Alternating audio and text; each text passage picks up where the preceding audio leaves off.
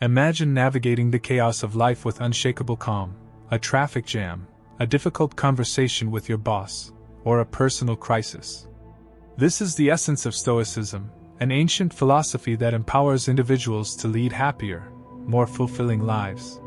Stoicism teaches us that the only true control we possess lies within our thoughts and actions. Everything else, from the weather to others' behaviors, is beyond our grasp. By accepting this reality, we liberate ourselves from the anxiety that stems from trying to manage the uncontrollable.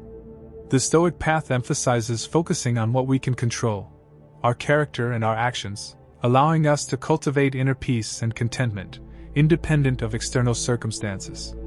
In this exploration, we will uncover 10 profound lessons from Stoicism that can guide you toward emotional mastery and serenity.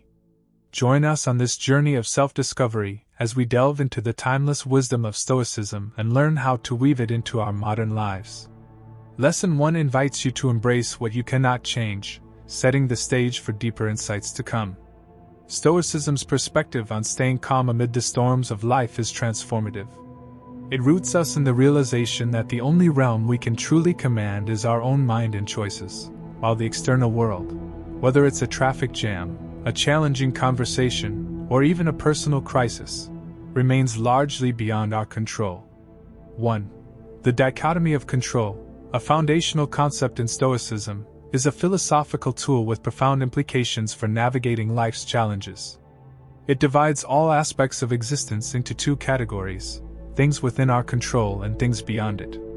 At first glance, this might seem simple, but its true power lies in the radical shift in perspective it brings, a perspective that frees the mind and emboldens the spirit. Imagine being caught in the middle of a fierce storm at sea. The winds howl, the waves crash, and the ship you're on is tossed about. The dichotomy of control tells us that while you cannot control the storm, you can control how you respond to it. Will you panic and curse the heavens, or will you calmly steer the ship, focusing only on what you can influence: the sails, the direction, your grip on the helm? This mental discipline was captured beautifully by Epictetus, who argued that our true freedom lies in recognizing this distinction. We cannot control the external world, fate, the opinions of others, the outcome of our efforts, but we do have absolute control over our own minds, our judgments, intentions, and responses. The brilliance of the dichotomy of control is that it grants us a profound sense of liberation. Most of our anxiety and frustration stem from trying to control the uncontrollable, from wishing that external events would bend to our will. But once we internalize that only our thoughts and actions are truly ours, we stop wasting energy on the uncontrollable, and instead, pour our efforts into mastering our own selves. This is where our true power lies, in becoming the architects of our own reactions. What makes this concept so intriguing is that it's not passive. Stoicism isn't about sitting idly by and letting life happen to you. Rather, it's about focusing all of your strength on what can be influenced. You become like an archer aiming at a distant target. Your preparation, focus, and release of the arrow are entirely within your control. Whether the wind knocks the arrow off course or it hits the bullseye is out of your hands. The Stoic accepts this with grace. By accepting the limitations of control, the Stoic doesn't shy away from effort or ambition but acts with clarity and detachment from outcomes. This grants a sense of invincibility, not because nothing can harm you, but because nothing can shake your inner peace if you've only anchored it to what you govern: your mind, your actions, your character. In a world so often defined by uncertainty and chaos, the dichotomy of control offers a framework for serenity and strength. It is a mental compass, steering us away from despair over things we cannot change, and guiding us toward mastery over ourselves. This internal mastery, Stoics believe, is the highest form of freedom. Through this lens, the world no longer appears as an unpredictable battleground, but as a canvas on which we paint only with the brush we can control: our actions and responses. To live by the dichotomy of control is to possess an inner citadel, a sanctuary of peace unassailable by the shifting winds of fortune. It is, in essence, the art of thriving in an uncontrollable world. 2. Acceptance, in its deepest sense, is more than passive resignation. It is an act of quiet rebellion against the forces that would shatter your peace. To accept is not to give up, but to align yourself with the pulse of reality, to flow with life's rhythm rather than fight against its inevitable beat. Imagine a river, wild and untamed, rushing downstream. You can stand in its path, battling against the current with all your might, or you can let go and allow the river to carry you. Acceptance is choosing the latter, not because you're weak, but because you understand the futility of resisting what cannot be changed. When you accept, you don't surrender your strength, you harness it differently. You stop wasting your energy on fruitless resistance, and instead channel it into what truly matters. In Stoicism, acceptance is a radical power. It's a conscious embrace of reality as it is, not as we wish it to be. Life presents us with myriad circumstances: loss, pain, joy, uncertainty, and we spend so much of our energy wrestling with these realities, hoping to bend them to our will. But the Stoic path teaches us to see things clearly, without distortion. What has happened, has happened. What is. Marcus Aurelius urged us to love the hand that fate deals you, and play it as your own. In this, he wasn't advocating for passivity but for the freedom that comes from accepting the present moment without judgment. What makes acceptance so intriguing is the paradox at its heart: by letting go, we actually gain control. When we resist reality, we trap ourselves in a prison of frustration and anxiety. We cling to an imagined world that doesn't exist and exhaust ourselves trying to force life into that mold. Acceptance frees us from this mental struggle. It opens the door to inner tranquility, because when you stop fighting the unchangeable, you free your mind to focus on what can be changed: your actions, your attitude, your perspective. Think of acceptance like the ocean's tide. The waves come and go, the water ebbs and flows, but the ocean itself remains vast, unperturbed by the constant motion on its surface. Likewise, a mind rooted in acceptance remains calm, even as the inevitable waves of life, successes, losses, love, grief, wash over it. But acceptance is not a retreat from action. The intriguing part is that it allows for more effective action. Once you accept a situation, you see it with clarity and objectivity. You're no longer blinded by wishful thinking or paralyzed by regret. Instead, you can approach life with sharpness, knowing exactly what you need to do. By accepting what is, you free yourself to take the most meaningful steps forward. This concept is not merely for life's hardships, it applies to the good moments too. By accepting joy, beauty, and love as fleeting, you savor them more deeply, without the desperation to cling or the fear of their loss. Acceptance transforms life into something fluid, where we ride the waves of fortune with grace, unshaken by either pleasure or pain. Ultimately, acceptance is a form of mastery.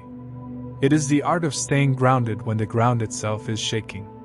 It is the quiet confidence that no matter what storms arise, your peace remains anchored, not in the shifting sands of external events, but in the unmovable foundation of your own mind. And in that mastery, there is profound liberation. When you can accept all that life throws your way, without bitterness or clinging, you become unbreakable. Acceptance, then, is not defeat. It is the gateway to freedom. It's the realization that while you cannot control the waves, you can choose how to navigate them, gliding smoothly with the current instead of thrashing helplessly against it. 3. Mindfulness is often described as the art of being present, but at its core, it's a gateway to unlocking the full power of your mind. It's not just about peace, it's about awareness, a sharp, heightened awareness of everything around you and within you. To cultivate mindfulness is to awaken from the sleepwalking trance of daily life, where thoughts race ungoverned and the present moment slips through your fingers. Picture this: life as a constantly flowing river, its currents filled with distractions, emotions, worries, and endless tasks. Most of us are caught in this current, barely aware of the swirling depths beneath us, too focused on either the next step or lost in past regrets. But mindfulness is the secret to stepping out of that river and standing on its bank, observing the flow with perfect clarity. You are no longer a helpless swimmer, pushed and pulled by the force of the water. You become the quiet observer, watching it all pass by, yet completely in control of your place within it. The cultivation of mindfulness is a journey of becoming fully alive in the present, Every sensation, every breath, every sound, becomes rich with meaning because you are no longer living on autopilot. It's like taking off fogged-up glasses for the first time and seeing the world in sharp focus. Colors more vibrant, thoughts clearer, emotions less overwhelming. In this state, you are not your thoughts. You are the space in which they arise, the awareness that watches them come and go without being swept away. What makes mindfulness so intriguing is its transformative power. When you start practicing it, you realize how much of your life you've been missing, how much of your energy is wasted on mindless distractions. When you pay attention, you catch the subtle currents of your emotions before they turn into storms.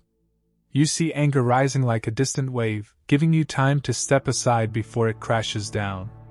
You notice joy as it bubbles up, and instead of taking it for granted, you savor it deeply, fully. Mindfulness is not about dull detachment.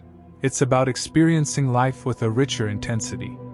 But the most fascinating part of mindfulness lies in its disarming simplicity. You don't need to retreat to a mountaintop or live in a monastery to practice it. It's in every ordinary moment. The way the sunlight slants through the window in the morning, the feel of warm water on your hands as you wash the dishes, the sound of rain against the window. The mundane becomes extraordinary when you pay attention. Mindfulness transforms life into an intricate dance of moments, each one shimmering with potential and meaning. However, mindfulness isn't always about serenity. It's about facing what is, even the uncomfortable parts. When fear arises, you don't run from it or bury it, you observe it. In that observation, the fear loses its grip. When grief or sorrow appears, you meet it with openness, not resistance. And this is the paradox. By fully accepting the difficult moments with mindfulness, you loosen their hold on you. Instead of being crushed by your emotions, you become the container for them, spacious and unshakable. In cultivating mindfulness, you discover that presence is power. The more you practice being present, the more mastery you gain over your own mind. You become less reactive, less thrown by life's inevitable turbulence. You learn to choose your responses rather than being a puppet to your impulses. This control is subtle but profound. It's the kind of mastery that allows you to move through life with grace, untangled by the chaotic noise of the world. In the end, the cultivation of mindfulness is about creating space. Space between thoughts. Space between stimulus and reaction. Space between the external chaos and your internal peace. And in that space, you find freedom, the freedom to be fully alive, to experience life in its raw, unscripted beauty without getting lost in it. Mindfulness is not just a practice, it's a revolution in how you live, an awakening to the extraordinary in the ordinary, and a powerful tool for living with both clarity and intention. This idea pairs seamlessly with the Stoic concept of resilience. Stoics do not shy away from hardship. They see it as a refining fire. Adversity is not something to be feared but embraced as a necessary tool for growth. Life's trials shape our character, and it is through resilience that we learn our own strength.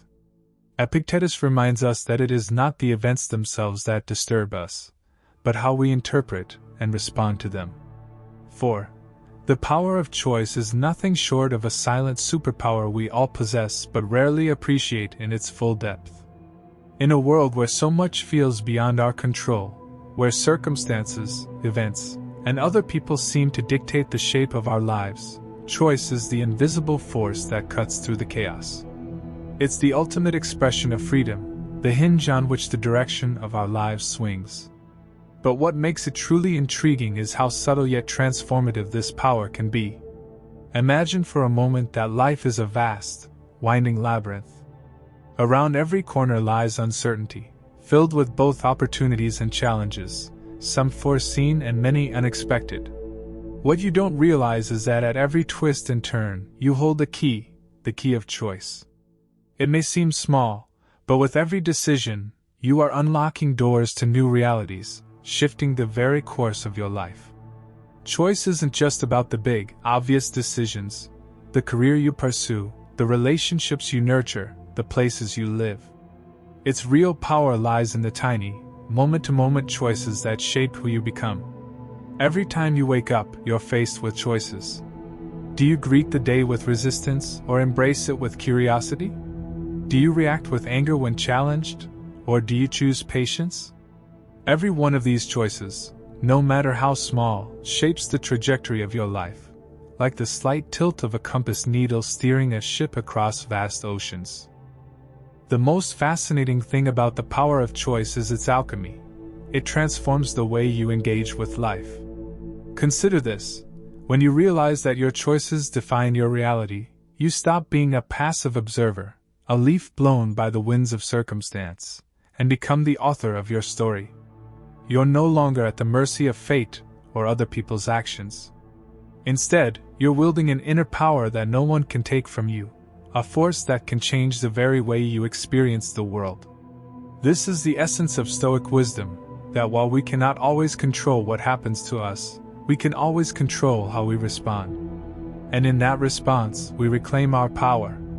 Whether life throws you hardships, joy, or monotony, your choices determine whether those experiences make you bitter, joyful, or wise. It's not about controlling the events themselves, but mastering your reaction to them. One of the most intriguing aspects of the power of choice is how it often operates in paradox. In choosing to let go, you gain freedom. In choosing vulnerability, you discover strength. In choosing patience, you master time itself. The ability to choose, in moments of struggle or pain, what attitude you will adopt, transforms you from a victim of circumstance into a master of your internal world. That's where real power lies, not in altering the external world, but in shaping your inner landscape. Perhaps the most profound realization about choice is that it's always available. Even when everything feels out of control, even when you are backed into a corner, you still have the power of choice. If nothing else, you can choose how you view your situation.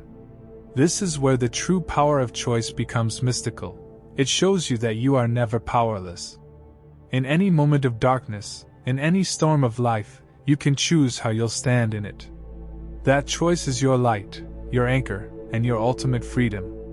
In making these conscious choices, you begin to see life not as something happening to you but as something happening for you. Each choice becomes a brushstroke in the masterpiece of your existence. Will you paint in bold, vibrant colors, or will you let the brush fall to the side, surrendering to the randomness of life? The power of choice is not about perfection but intentionality, about deciding how you wish to live, moment by moment, and in doing so, creating the person you wish to be. In essence, the power of choice is the key to unlocking your potential, to living not just by default but by design. It's the quiet force that allows you to sculpt your character, your destiny, and your experience of the world. Every choice, no matter how small, ripples outward, shaping not just your life, but the lives of others, and in that you become a participant in the grand unfolding of the universe, empowered, intentional, and fully alive. 5. Excessive desires are like a mirage in the desert, shimmering on the horizon, promising fulfillment, yet perpetually out of reach. They are the illusions that compel us to chase what we think we need for happiness, only to find that the more we pursue them, the further they slip away. There's something inherently seductive about desires. They tantalize us with the prospect of more wealth, more success, more love, more status. But this endless craving has a darker side, one that quietly tightens its grip on our soul. Imagine standing at the edge of a vast, glittering ocean. Each wave represents a desire, sparkling, full of promise. You step into the water, thinking if you just go a little deeper, you'll finally grasp that elusive sense of satisfaction. But as you wade further in, the current of desire pulls you under, and before you know it, you're drowning in the very thing you thought would elevate you. This is the paradox of excessive desire. It promises freedom and pleasure, but it ensnares you in a cycle of endless longing and dissatisfaction. What makes excessive desires so intriguing is how deceptively they cloak themselves as needs. It's one thing to want enough food, shelter, and security. Those are natural desires. But when desire becomes excessive, it morphs into something different, a hunger that can never be truly satiated. You don't just want a comfortable home, you need the biggest house. You don't just want appreciation, you need validation from everyone. The object of desire shifts from necessity to obsession, and like a fire, the more it is fed, the larger and more consuming it becomes. This excess comes at a cost. It erodes contentment. What starts as a spark of wanting soon grows into a consuming inferno that burns through every moment of peace. The ancient Stoics and even Eastern philosophies like Buddhism recognize this truth, that excessive desires are the root of much suffering. They rob us of our ability to enjoy what we already have because the mind is always focused on what it lacks. Desire breeds desire, and the more we indulge it, the more it multiplies, leading to an insatiable craving that leaves us perpetually thirsty. But what's truly fascinating about excessive desires is how they reveal a fundamental misunderstanding about happiness. We believe that by obtaining what we desire, we'll be happy, but often, it's the chase that excites us more than the actual attainment. Once we've captured the object of our desire, the thrill fades, and we move on to the next target. This cycle creates a hollowing effect, where happiness is always just around the corner, never within grasp. Think about how this plays out in everyday life. You work tirelessly for a promotion, thinking it will bring you fulfillment. But once it's achieved, there's a moment of satisfaction before a new desire takes its place, a higher salary, a bigger office, more recognition. Or maybe you long for a specific relationship, convinced it will complete you. But once you're there, the flaws in that person or the relationship itself become apparent, and you begin seeking something more, something better. This endless escalation of desires is the trap that leads many to feel like they're constantly striving but never arriving. The ancient philosopher Seneca observed that those ruled by excessive desires are like people in a burning house, trying to escape the flames by running through rooms that are also catching fire. In other words, they keep moving towards something they think will save them, but that very pursuit only intensifies the destruction. The flames are self-created, stoked by the belief that fulfillment lies in acquiring more things, more status, more pleasure. But no matter how much we feed the fire, it only grows. What makes this all the more intriguing is that the antidote isn't about giving up desire altogether.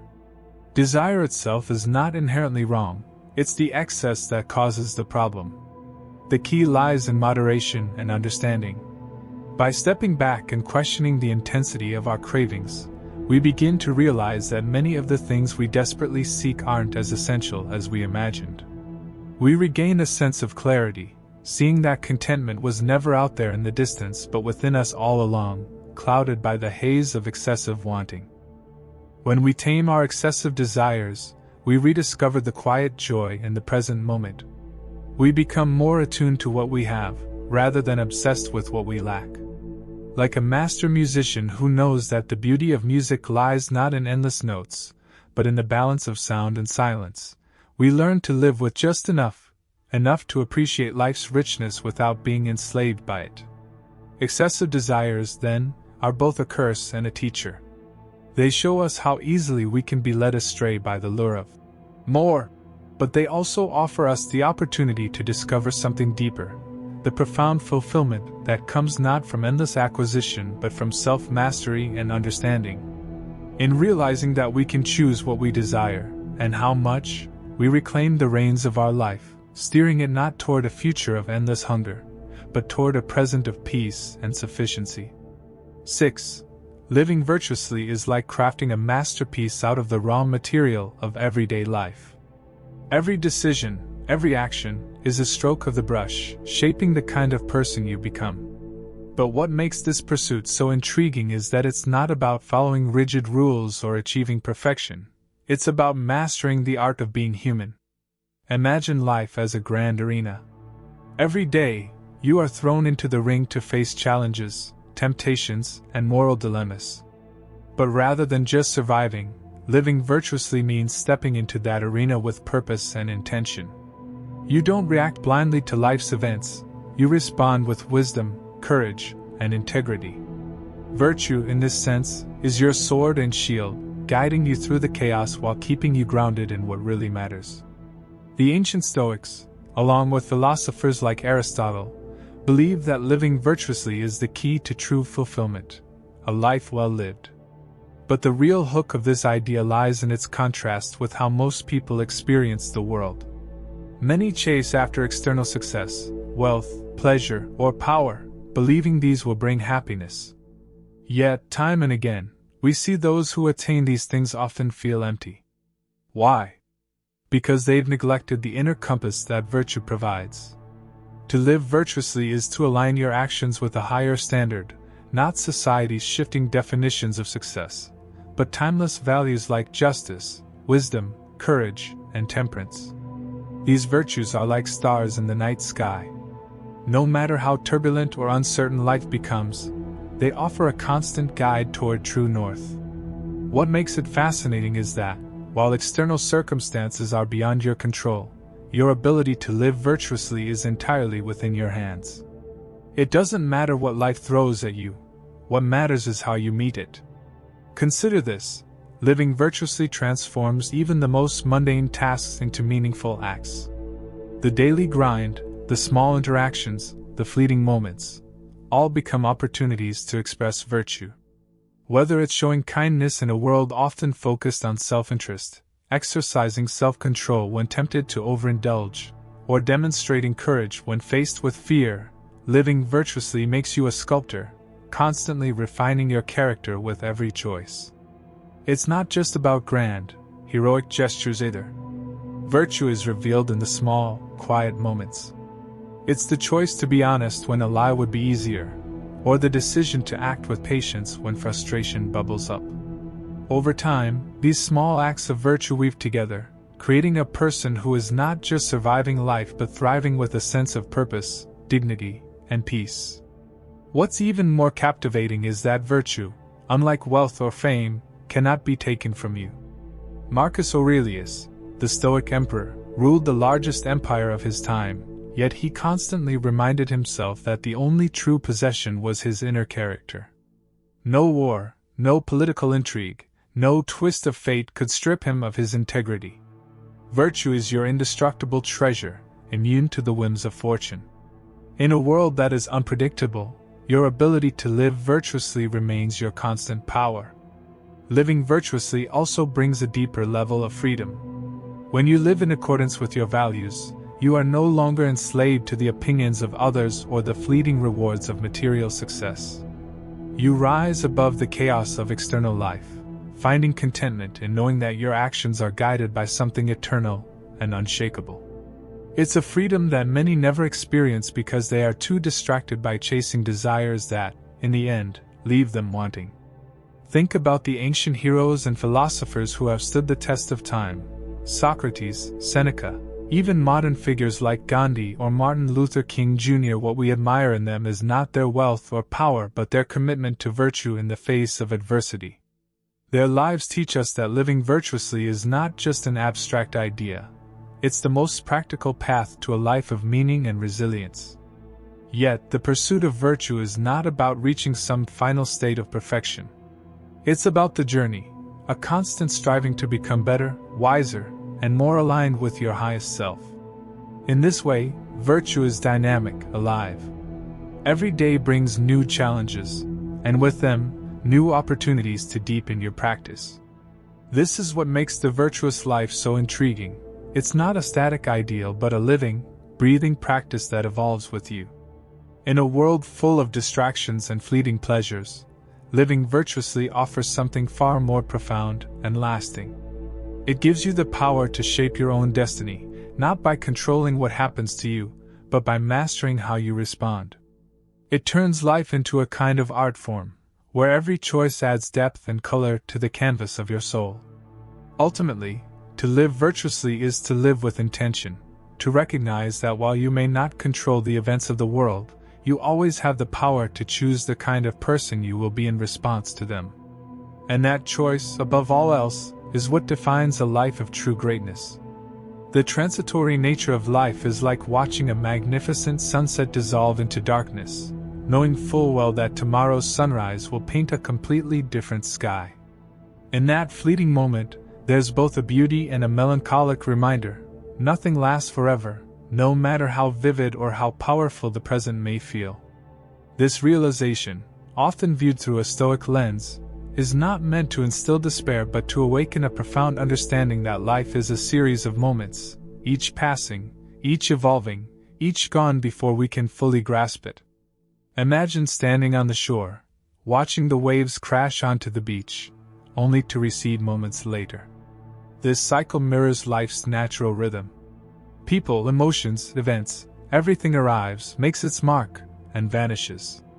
Impermanence is the great truth we often try to resist, yet it governs the entire human experience. As Marcus Aurelius reflected, everything we hold dear will eventually pass, like leaves falling in autumn, but there's an elegance in this transience if we learn to embrace it. Think of the stars scattered across the night sky. They shimmer with brilliance, yet they, too, are dying embers of cosmic history. Does their impending fade make them any less awe-inspiring? Not at all. It's the fleetingness, the knowledge that such beauty won't last, that deepens our appreciation of it. So, too, with life. We cherish moments not because they last, but because they don't. The passing nature of time and existence is the very essence that makes life so intriguing and precious. But there's a subtle twist. Embracing the transitory nature of life is not about indifference. It's about engagement, full, raw, authentic engagement. The understanding that everything is temporary actually frees us. It allows us to experience the present with intensity and clarity, without being chained by the fear of loss. The Stoics, like Epictetus and Seneca, would argue that it's precisely because everything we love is impermanent that we must immerse ourselves in it completely, savoring each encounter like a rare and delicate flower that could wither tomorrow. 7. The transitory nature of life doesn't just apply to the good moments, joy, success, love. It also extends to pain, failure, and grief. Every storm, no matter how fierce, eventually passes. This brings with it a profound sense of hope, a reminder that suffering, too, is fleeting. The night may feel endless, but the dawn always comes. Understanding this brings comfort. It teaches us that life's adversities are no more permanent than its joys. Everything is part of a cosmic ebb and flow. 8. Letting go of control is akin to standing at the edge of a vast ocean, where the waves crash with an untamed power, completely indifferent to your presence. The urge to grip tightly onto every facet of life, the plans we set, the relationships we nurture, the outcomes we desire, often stems from a deep-seated fear of uncertainty and loss. Yet, in this struggle for control, we find ourselves ensnared in a web of anxiety and disappointment. Imagine a dancer, fluid and free, who surrenders to the rhythm of the music rather than trying to dictate the tempo. This is the essence of letting go, embracing the unpredictable flow of life with grace. The Stoics, particularly Epictetus, teach us that much of what we strive to control, other people's actions, the future, and even our own emotions, lies beyond our grasp. In relinquishing this grip, we discover a liberating truth: we can find peace in the present moment, regardless of external chaos. By letting go, we open ourselves to the beauty of life's spontaneity. Think of the times when life surprised you with unexpected joy or opportunities. These often arise when we stop trying to force outcomes. In accepting that we cannot control everything, we learn to navigate life's currents rather than resist them. Ultimately, letting go of control allows us to cultivate resilience. Like a tree bending in the wind, we adapt to change rather than break under its pressure. This act of surrendering doesn't signify weakness. Instead, it reflects strength and wisdom. In this state of acceptance, we become receptive to life's possibilities, enriching our experience and allowing us to thrive amidst uncertainty. 9. Finding eternity in each moment is like gazing through a kaleidoscope, where the simplest of experiences can reveal a dazzling array of colors and patterns, each more intricate than the last. This concept invites us to explore the profound depth hidden within the mundane, urging us to immerse ourselves fully in the present rather than merely drifting through time. Imagine standing at the edge of a serene lake, the water mirroring the sky's ever-changing hues. Each ripple that breaks the surface is a reminder that every second is unique, never to be repeated. When we anchor our awareness in the here and now, we unlock the eternal potential of each moment, transforming the ordinary into something extraordinary. The Stoics, particularly Marcus Aurelius, encouraged us to embrace the present as a gift, suggesting that our lives are comprised of a series of fleeting moments. By focusing on the now, we can cultivate gratitude and appreciation for the richness of our experiences. This practice of mindfulness allows us to savor the sweet taste of a shared laugh, the warmth of sunlight on our skin, or the scent of rain on dry earth, all experiences that, when fully embraced, expand our perception of time. When we recognize that each moment holds the seeds of eternity, we become more attuned to the beauty around us. We learn to let go of past regrets and future anxieties, instead immersing ourselves in the present. This transformative perspective fosters a sense of peace and fulfillment, reminding us that life's true treasures lie not in the pursuit of distant goals, but in the moments we often overlook. In essence, finding eternity in each moment encourages us to slow down, breathe deeply, and engage with life as it unfolds. It invites us to see the divine in the ordinary, reminding us that the essence of our existence is not just measured in years or milestones, but in the rich tapestry of experiences woven into each passing second. In this way, we can transform our everyday lives into a profound journey of discovery, where each moment sparkles with infinite possibility. 10. Living in full recognition of life's impermanence also fuels purpose. When we understand that we won't live forever, that our days are limited, we are inspired to live with greater intention. Each decision, each action takes on greater weight. The fleeting nature of life gives urgency to our purpose. There is no endless tomorrow, no infinite stretch of time to delay our dreams, our connections, or our growth. To live with this awareness is to infuse every day with meaning. And yet there's still more. The transitory nature of life doesn't imply nihilism or a detached withdrawal. Instead, it invites us to celebrate life with greater joy. Knowing that everything changes, that both light and shadow come and go, we learn to live with a joyful appreciation of the present. Rather than becoming cynical about life's temporary pleasures, we allow ourselves to fully embrace them, to cherish them precisely because they will end. Ultimately, the transitory nature of life teaches us the art of acceptance. We accept that we are part of a larger, ever-changing tapestry. Just as the seasons shift and rivers flow, we too are caught in the eternal dance of change. Our joys, our sorrows, our very selves are part of this dynamic movement, and fighting it only leads to suffering. But when we accept it, when we welcome impermanence with open arms, we unlock a profound freedom. Life is ephemeral, but within that transience lies its deepest meaning. Like a song that ends, or a story that closes, its brevity gives it beauty. The true mastery lies in living each note, each page, with full awareness that the final chord, the last line, will come, but when it does, it will do so with the grace of a cycle completed. In essence, Stoicism equips us with the tools to master our emotions, achieve inner peace, and live with purpose, regardless of what life throws our way. Through its timeless wisdom, we are reminded that while we cannot control the world, we can control how we navigate through it, calmly and deliberately. The Stoic recognition of life's transitory nature is deeply intertwined with its approach to emotional resilience and inner peace. This understanding isn't meant to evoke despair but to serve as a foundation of strength.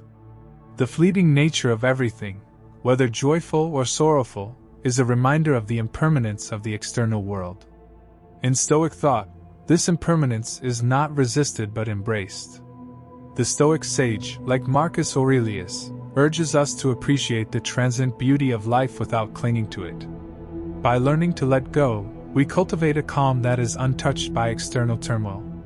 Marcus Aurelius, in his Meditations, reminds us not to bind ourselves too tightly to the passing moments, but instead, to view them with gratitude and grace. The transitory nature of possessions, experiences, and emotions gives us the opportunity to practice non-attachment, leading to an unshakable inner calm. This calm isn't born from cold indifference but from a profound understanding that the universe flows in constant change. The wise do not lament these changes but learn to move with them, finding strength in their acceptance. In the same spirit, Seneca emphasized the importance of gratitude. Gratitude, in Stoic philosophy, is not a passive feeling reserved for moments of happiness or abundance. Rather, it is an active practice, a way to navigate life with a deep sense of appreciation, even in adversity. Seneca teaches us to find beauty in every circumstance, to perceive blessings even in difficult moments. This grateful mindset shifts our focus from what is lacking to what is present, freeing us from the constant desire for more. In recognizing life's gifts, we develop a serenity that persists through trials, enabling us to meet challenges with composure. Epictetus, too, champions the idea of perpetual growth, urging us to embrace life's challenges as opportunities for self-improvement. The Stoic commitment to learning and growth is a reminder that we are never complete. There is always room for development. By constantly striving to grow wiser and more virtuous, we align ourselves with Stoic ideals, reinforcing our ability to remain calm under pressure. Every obstacle becomes a stepping stone to greater resilience and wisdom. Thus, Stoicism teaches us that peace and strength arise from within. By accepting life's impermanence, practicing gratitude, and committing to growth, we anchor ourselves in a sense of tranquility that external circumstances cannot shake.